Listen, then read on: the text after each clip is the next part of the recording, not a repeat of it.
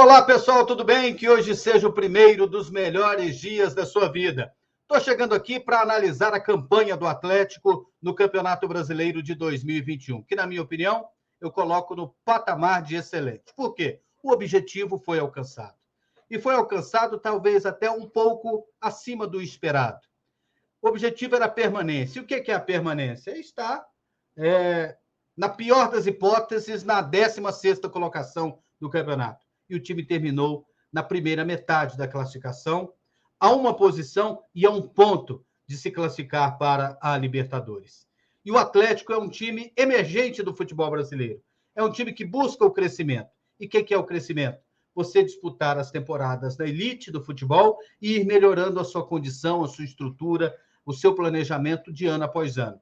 E eu sinto, já há muito tempo, que o Atlético ele se torna maior na virada de cada ano. O Atlético de 2021, eu acredito que será melhor do que o de 2020. O Atlético de 2020 foi melhor do que o Dragão de 2019. Vamos lá, analisar o campeonato. Primeiramente, o Atlético entrou na competição no ritmo. Já entrou com um time pronto. Por mais que precisasse de um ajuste ou outro, mas já entrou de uma forma satisfatória. Porque o Atlético já vinha procurando jogar dentro da sua melhor condição desde o Campeonato Brasileiro anterior. Não teve férias. Então, o time já continuou naquele ritmo, já estava pronto para disputar a Copa Sul-Americana, teve um ajuste ou outro, jogou bem a Copa Sul-Americana, era até o favorito para conquistar o Campeonato Goiano, acabou tropeçando, empatando com o Grêmio Anápolis e perdendo nos pênaltis a sua classificação para a final, mas quando chegou no Campeonato Brasileiro, estava disputando também a Copa do Brasil, o time já estava prontíssimo, já estava entrosado, já tinha um padrão de jogo, já sabia o que fazer no campeonato. E isso é muito importante. Começar bem. Eu digo sempre, Campeonato Brasileiro por pontos corridos, o primeiro jogo, o segundo, o terceiro, o último, cada jogo desse tem o mesmo valor. O campeonato, o jogo que abre o campeonato vale 3 pontos, assim como o jogo que termina. Então, não existe um time entrar na competição para se ajustar no meio do campeonato. Quem faz isso, dança. Exemplo, Chapecoense. Exemplo, Sport. Você tem que entrar pronto. Fortaleza entrou pronto. Aí que campanha que fez. Red Bull Bragantino, pronto. O Atlético Mineiro estava pronto. Quem entra para se ajustar se dá mal. Porque aí, campeonato por pontos corridos, são 38 decisões. 38 jogos que valem 3 pontos. Então, o Atlético já entrou pronto para começar o campeonato e isso fez a diferença. E fez um baita de um primeiro turno. E depois, eu sinto que o time ele deu uma acomodada. Não é os jogadores em si, o clube em geral. A confiança era muito grande de que o time jogava bem, e jogava bem mesmo, de que os resultados eles iriam aparecer e que cair era uma coisa que não passava pela cabeça do ambiente do Atlético. Então, o time caiu de produção em certo momento. Para mim, insistiu muito com o Barroca. E o maior acerto foi a vinda do Marcelo Cabo, que teve 8 jogos de invencibilidade, foi a maior invencibilidade do Atlético no campeonato, 4 vitórias consecutivas, foi a maior sequência invicta da competição. Antes, o Atlético tinha ficado 2 jogos, vencido 2 consecutivos que foram nas 2 primeiras rodadas, contra Corinthians e contra São Paulo, e terminou a competição com 4 vitórias seguidas. E a campanha do primeiro turno, que pareceu excelente, maravilhosa, que trouxe até uma tranquilidade excessiva para o segundo turno, no retorno, com o Marcelo Cabo, ela acabou sendo melhor do que a do primeiro. No segundo turno, o Atlético conquistou 28 pontos. O Marcelo Cabo chegou para as últimas 8 partidas. No dia que o Marcelo Cabo chegou, no retorno, o Atlético só era melhor do que a Chapecoense. O Atlético era inferior na campanha do segundo turno, por exemplo, ao Sport, inferior ao Grêmio, inferior ao Juventude. A campanha do Atlético estava muito ruim no segundo turno. E a classificação do segundo turno terminou com o Atlético na 7ª colocação. Significa que com o Marcelo Cabo, provavelmente com mais tempo, o time tinha brigado por algo maior.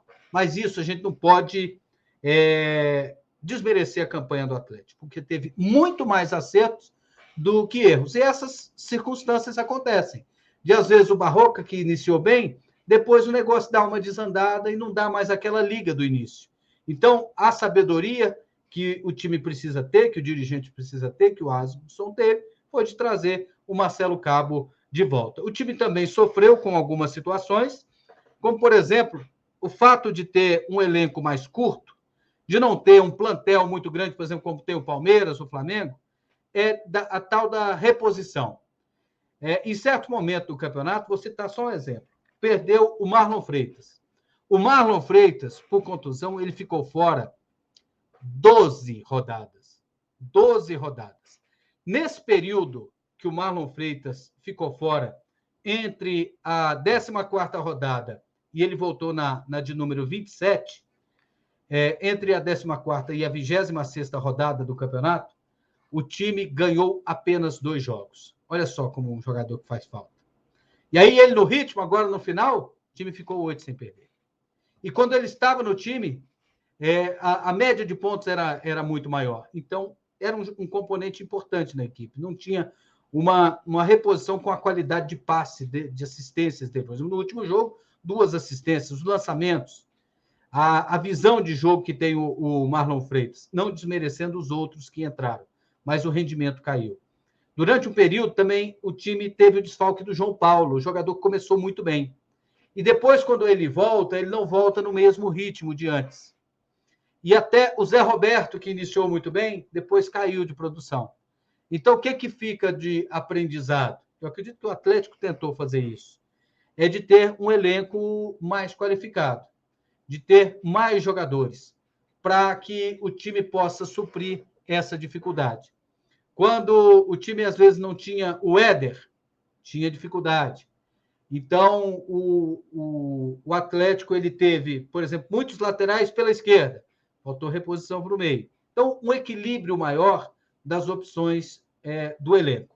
Mas acredito que, mesmo assim, a gente tem que ver que o time tem uma limitação financeira, uma limitação de investimento. Acredito que investe o máximo que pode e a equipe acaba terminando o campeonato com uma campanha muito boa. Outra coisa que chamou atenção foi a presença do público, torcedor do Atlético, acredita no projeto, encarnou muito bem o que o time precisava nas últimas rodadas e o torcedor foi com prazer para o estádio. Muitas pessoas jovens no estádio, muitas crianças, isso mostra que a torcida do Atlético está crescendo, porque há um trabalho em que o torcedor fica satisfeito nas últimas temporadas e isso vai trazendo novos torcedores, vai motivando aqueles que já torcem pela equipe e a tendência é só de crescimento. Então, foi muito boa a campanha do Atlético.